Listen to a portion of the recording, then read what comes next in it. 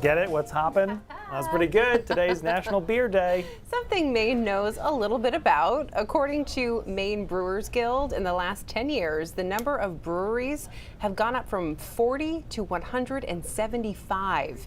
And if you have gotten some national recognition recently, Portland-based brewery Allagash came in 23rd in the Brewer Association's 2022 rankings.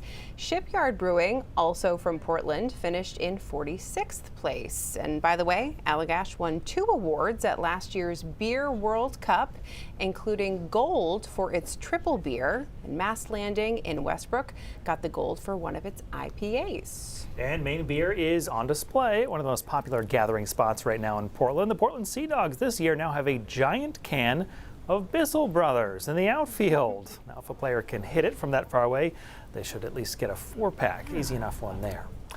Geary's, by the way, was the first brewery in Maine, and when D.L. Geary first decided to brew, there were only about a handful of small-scale operations across the entire country. It's hard to imagine. Now, nearly 40 years later, the brewery continues to thrive in a crowded marketplace. Here's a story News Center Maine's Tim Goff did with Geary's back in 2013. I'm still involved in every aspect of this business.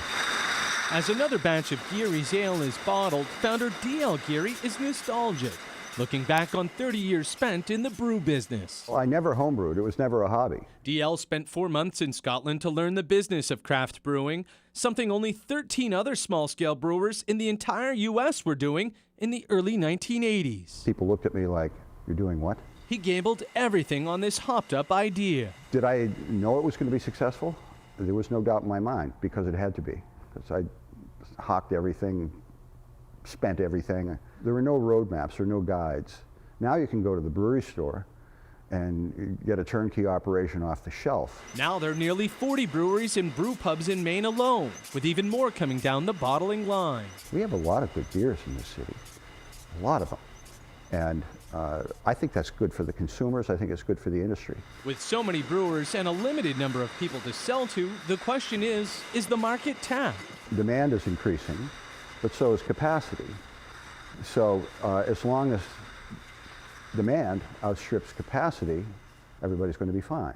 If it doesn't, then we'll see. D.L. Geary says he hasn't lost his buzz for the beer business. It is hard work, and it's backbreaking work sometimes. But at the end of the day, you sit down and drink a beer.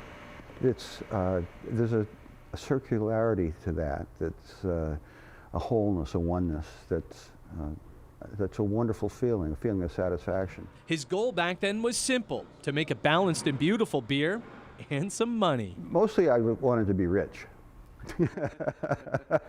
Unfortunately, that never happened. But his risk has rewarded countless others who have hopped on board the beer brewing bandwagon. I take a certain amount of pride in that, a certain amount of gratification. I think it's fun to have been in this position, to have started something, started a movement. An old world tradition that's come a long way in a short amount of time. In Portland, Tim Goff, News Center. Just wanted to be rich. I love his honesty. Grains, hops, yeast, and water. Those ingredients pretty much make up every pint of beer you drink. And some of Maine's craft brewers say that last one, water, makes a huge difference in the taste. Dozens of breweries in the state get their water from Sebago Lake. But what makes this lake special is that this water is so clean, they say, it doesn't need to be filtered before it gets disinfected. That's why brewers and environmental groups alike are now trying to protect this rare and precious resource. The beer is tasty around here, and the lake has something to do with that. Right now, conservation groups are working to protect the trees that keep the lake so clean.